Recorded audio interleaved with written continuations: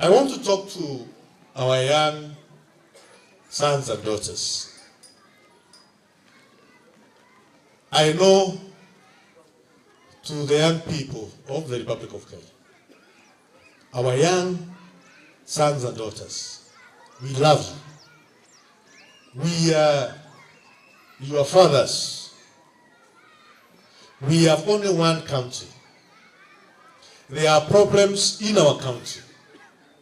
These problems can only be solved if we sit down together and talk together.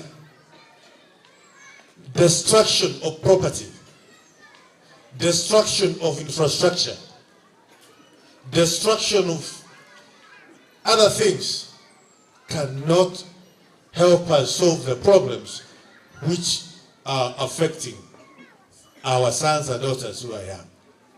Kwa hivyo jameni, nawaomba, let's solve our issues which are affecting the young people.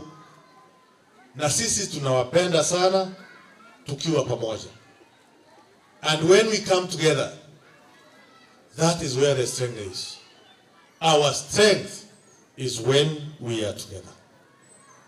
And don't forget, as your fathers, as your mothers, atuwapendi, tunawapenda. Na hii serikali inawajali. Mheshimiwa Rais anawapenda. We are working hard every single day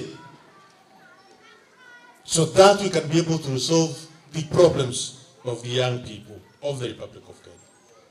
And therefore, the protests in the city and other corners of the country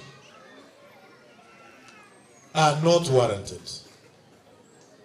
Tuko na serikali moja. Tuko na Kenya moja.